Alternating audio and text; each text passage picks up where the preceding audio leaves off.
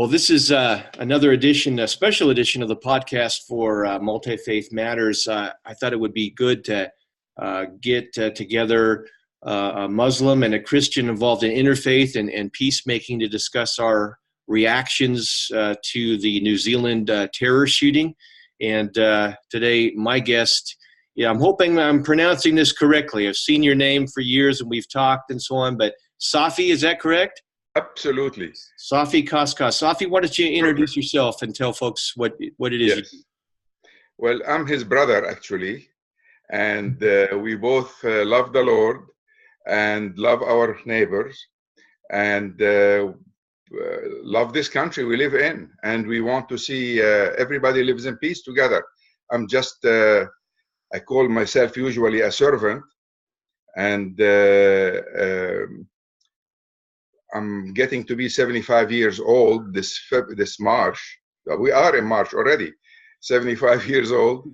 And all these years of experience that I have, I found at the end that only love will matter.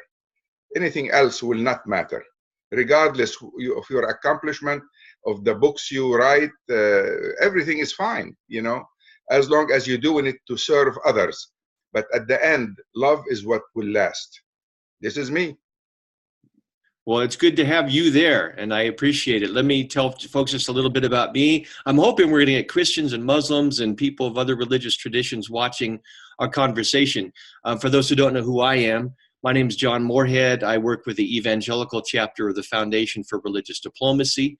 I also work with Multifaith Matters, which is kind of the more public face recently of that chapter. And basically, as an evangelical, I'm trying to help people in my religious tribe relate to Muslims and people in other religious traditions in more hospitable and neighborly love kinds of ways. They can be faithful to their own religious tradition and still relate to others in positive ways and work together to make this a better communities and a better world. So we share that in common. Yes. I want to begin by sharing, as a Christian, my condolences to the victims of the shooting in New Zealand. It appears from news reports that it was the result of a white supremacist terror attack. Now, the reason why I want to make sure people understand that I'm offering my condolences is many times white evangelicals in America are quick to share their concerns about Muslim extremists and terrorist acts that come from that, but they tend to not be so quick to recognize the reality of white supremacist activity. So I want to share my condolences, and I know obviously you share that as well. So you and I want to have a conversation about some of the things related to that. I do want folks to know that there have been Muslims and Christians have been sharing their reactions on the internet. Christianity Today did a good job of compiling some brief thoughts from some key Christian leaders around the world, many of which you and I know. Safi, let me ask you, as a Muslim, you and I think both know Omar Salem, who does some work. He heads up the Muslim chapter of Evangelical FRD, and he does a lot of work. He's concerned about the Israeli-Palestinian conflict, so he spends a lot of time there. After the New Zealand shooting, he shared that he was concerned that this attack in New Zealand might be indicative of coming violence between fundamentalist Christians and Muslims. Do you share that kind of view? Why or why not? I like to say yes, but my heart tells me that we need to cool things down rather than, but the truth is yes. The truth is yes, I share that same concern. As a matter of fact, I've been thinking about it a lot, and I always, as you know, share with people. I mean, right after the incidents, I ask various imams not to criticize Christians and Jews from the pulpit. When they're delivering their Friday sermons, they need to talk about what the values that the Quran express when it comes to the people of the book, which is a term of endearment as far as I'm concerned. Yet I keep looking at what the various incidents those white supremacists were involved in, and I see a common thread between them. I see a common ideology, the ideology to resist replacement. They have something that they all share together. They see Muslim as a threat coming to replace them. I mean, you and I discussed years ago the threat of Sharia. And I told you I don't see a threat of Sharia in the United States because Sharia is not something constant. It changed based on place and time. Now they have a new ideology they're talking about that scares people, that get the blood rushing in the veins of young white Christians that care about the culture that their European or American, their Western cultures have. They say Muslims are coming to replace you. Now in the United States, thank God, Muslims are 1% of the population.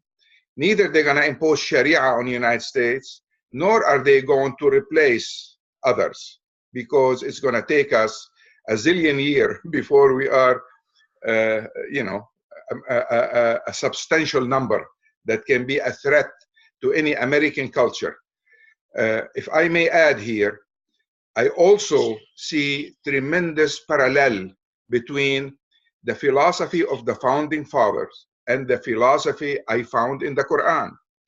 I want Christians to focus on an example of Muhammad in Medina. When Muhammad got to Medina, he didn't start dancing, enjoying himself being the ruler. People came to him and they wanted to pledge allegiance to him. They didn't have voting. That's the way they used to vote. Instead of accepting and thanking them, he said, based on what you're going to pledge your allegiance to me? They say, what do you mean? He said, Islam, the religion I brought, is based on contractual agreements. Let me write something, and if you like it, you will come and pledge allegiance to me. And he wrote what is known now as the Constitution of Medina. Google it, look for it. It's all over the internet, in English, French, Italian, all the language in the world. The Constitution of Medina. In that constitution, he changed loyalty in Arabia from a tribal loyalty into a loyalty to the new entity, to the new city-state. And this way, he stopped a lot of bickering and fighting, inner fighting among tribes. Then he declared freedom of conscience. He said people have the right to worship without anybody interfering in their worship. In another constitutional clause, he said Jews specifically, because they had a substantial number in Medina, can worship without interference from anybody. He even made equal citizen the idol worshippers that were still there in Medina. This is an example that I consider parallel to what our founding fathers here try to do. They declare that we have unalienable rights. And this is the way I feel as a Muslim. As an American Muslim, I feel proud to be American. I'm proud to be a Muslim. These are the values we can use in order to answer the ideology of replacement, the ideology of racial superiority. Any ideology that does not preach love, we need to stand, which is what you're doing right now. I really congratulate you in taking the initiative and doing this. We need to spread love values. I'm sorry for my long answer. Hey, just so folks know, this Zoom format limits us to 30 minutes, so we may have to go fast here, but we'll try and get everything in that we can. Thank you for sharing that. My perspective on it is this indicative of some coming violence between fundamentalist Christians or evangelicals and Muslims? My hope is no. I see this as slightly different but related. I think what we're seeing in many of these attacks in the U.S. and now internationally is from white supremacist ideology that does have this idea of this fear of cultural replacement. I think it has some similarities to Christian nationalism in America, this idea that America is a Judeo-Christian nation. Many evangelicals would accept that idea, and that's why they voted for Trump, because they were afraid of losing this supposed Christian nation. I think that they result in different kinds of expressions. Both have prejudice. Both are afraid of the other, particularly Muslims. One, the white supremacist has unfortunately repeatedly resulted in terrorism and violence. The other is other forms of prejudice, opposition to constructing mosques, opposition to Sharia in various communities and states and so on. So I want us to be careful that when we look at the challenges we face, that we are able to distinguish them and recognize that they're going to require different strategies in which I don't want us to confuse it and say every act of violence is necessarily Christian or Muslim violence. Although as a Christian, I do want to own the fact that my religious tradition, people claiming that, have engaged in extremism just as they have in the Muslim tradition. I think extremism is a human problem and not just a religious problem. Amen to that. Amen to that. I really agree with you.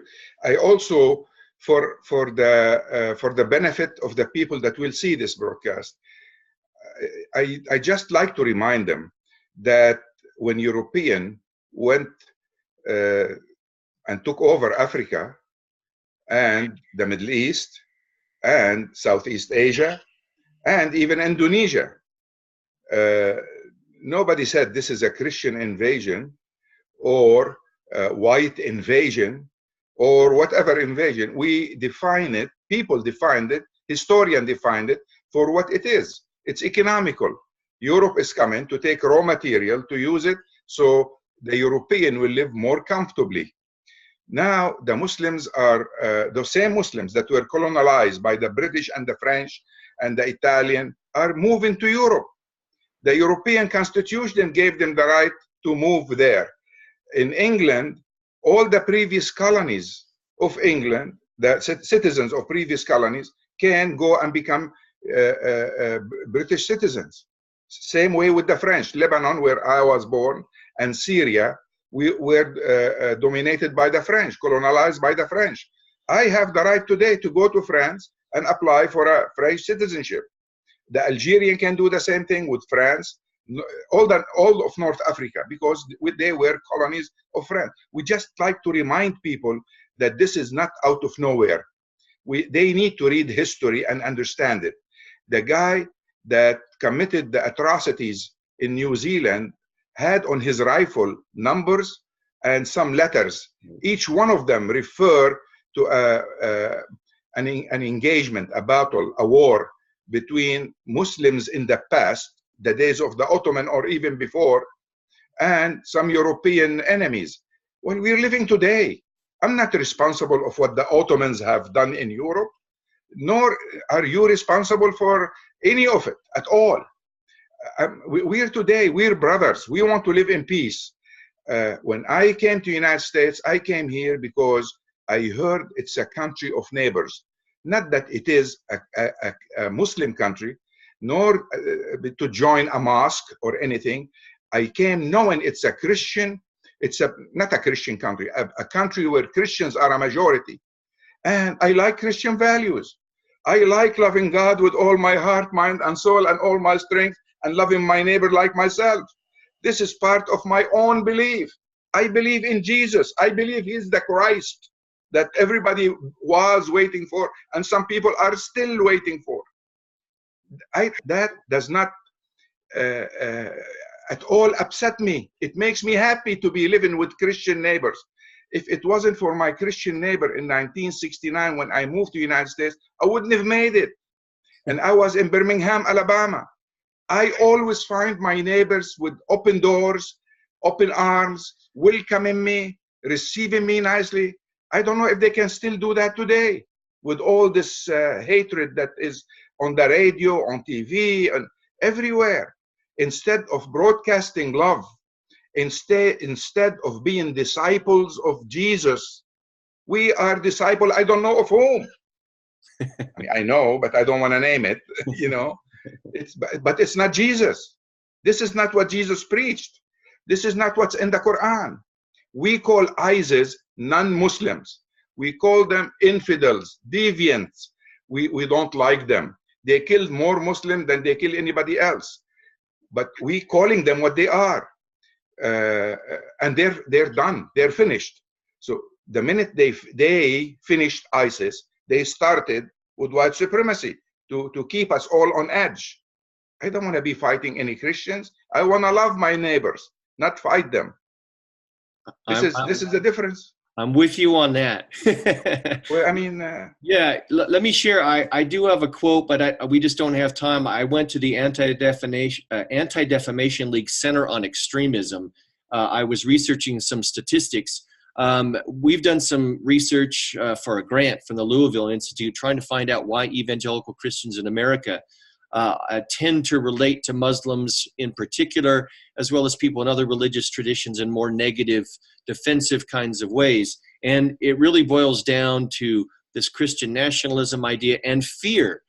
They're afraid of physical violence. However, what's interesting, if you look at the statistics, in terms of lethal violence in the United States, it's actually right-wing terrorism that has the highest numbers.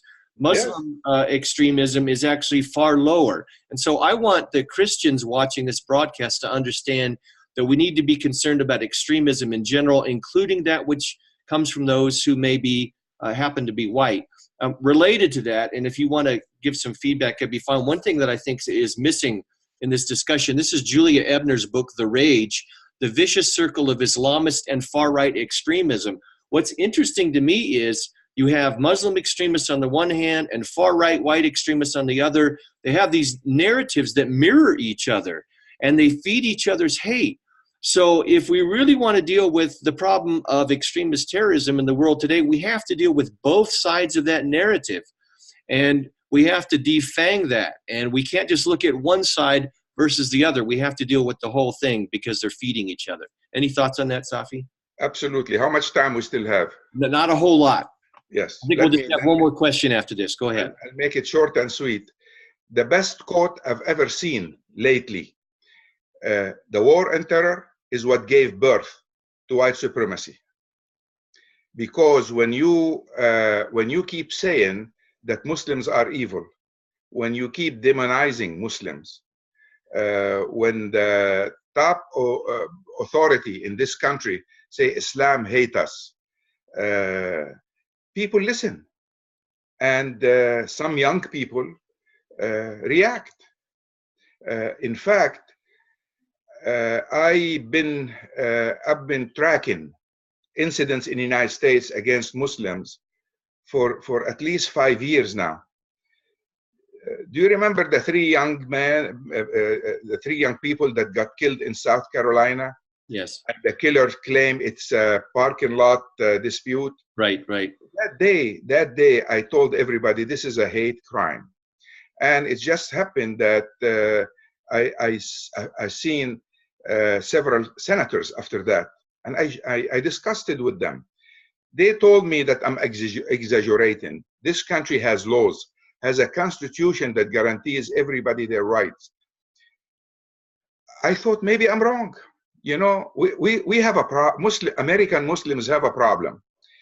We want to express our fears, but we were made to be the people who are causing the problem in the media and everywhere else. So I cannot really express my true feeling and how oppressed I feel. I mean, I felt at ease. I felt loved in the 60s and the 70s, and I feel oppressed and almost afraid to say hello to people, you know, today. This is not right. Something is deeply wrong. As far as I'm concerned, I don't want to blame people. I want to prescribe what I consider a solution.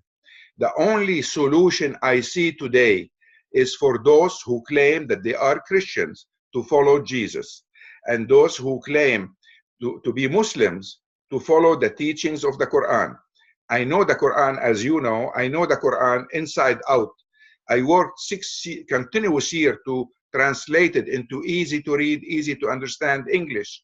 And then after I finished with the translation, I worked for 2 years with my co-author, David Hungerford, to find 3,500 references from the Bible that have similar meanings to the Quran. He's an evangelical too, but he's an evangelical who follows Jesus, who loves his neighbors. Bless his soul, he just died 2 weeks ago. So I'm very sorry. I'm left. I feel like I'm left alone with the responsibility of talking about the book. He was the best partner ever that I had, and among the evangelicals I know. But anyway, we have those books. They show we share a whole lot more than anybody would know. But we need to invest time to look into it, not listen to the haters. Anybody that talk bad about his neighbor, we should shut our ears and not listen to them. We should listen to people that talk about love. Ask yourself, what would Jesus do about this? That's right. That's right. And I appreciate what you're saying. What's interesting is, in my experience, the most important and the most time I spend in interfaith work is actually intra-faith work, working within my own religious tribe to try and help them tap into the best of their religious tradition. Yes. Look at the example of Jesus in order to be good Christians and to love their neighbors. And I know people like you do the same thing for Muslims. We're running out of time, but I do want to get your feedback on one more thing. Not in any way to take away from the tragedy that took place in New Zealand, but shortly after that hit the news, within a day or two, people on the right started sharing news stories about terrorist acts against Nigerian Christians. And I went and looked it up, and Snopes says that that's true and false. The numbers are not as high as has been reported, but I think when you and I were talking about having this conversation, we were both committed to the fact that we are opposed to extremism from both on the right and the left, whether it's related to Christianity, yes, or Islam or what have you. So I want the Christians to know from you, as a Muslim working in interfaith, that you are just as concerned about acts that take place against the Christian community around the world as you are about the Muslims. I'm concerned about any act against any human being. But if it is against my Christian brothers and sisters, I'm even more concerned. Look, I was born in Lebanon, which is 50% Christian. I came to the United States, 90% of my neighbors are Christians. Few are Jews, but mostly Christians. Of course, I'm concerned. But Nigeria is not a good example. It's a war over there. Let me give you a clearer example. A few days before New Zealand, ISIS committed an act of atrocity and blew up a church in the Philippines. This is a clear example of aggression of so-called Muslims against Christians in a church. I condemn that act immediately on my Facebook page. I condemn it every day when I'm talking to other people. People didn't know about it. I brought it up because it needs to be condemned. Look, ISIS is a small entity now, and it's shrinking by the day. And their principal people that used to finance it are gone. So we're going to see less of ISIS. Regardless, we still condemn any act of violence they do. Any, regardless. So yes, we condemn violence, whether it comes from Muslim or from Christians. And I'm with you on or Buddhist. Yes. Or Buddhist. Yes, I mean, you've seen, unfortunately, in Myanmar, yes. Yes. In this Buddhist Muslim. So, religious traditions we might normally think of it as peaceful and meditative, Buddhism, it's there. So again, this is a human problem and not just related to one religious tradition. So you can take any teachings of love and twist them. That's right. That's right. I think we're running out of time. I would like to do this again on different topics. One thing I'm trying to do is build up podcast conversations. Sure. And so far, it has largely been between Christian leaders who are doing creative things with other religious traditions, but I want evangelicals to record conversations with people in other religious traditions. How can we work together in this interfaith and multi-faith work to make this a better world? Safi, I want to thank you. We overcame some significant technological challenges to get this conversation, and we got our schedules to work. And my hope is that people will be blessed by this conversation, and we can do it again. God bless you, John. Thank you so much.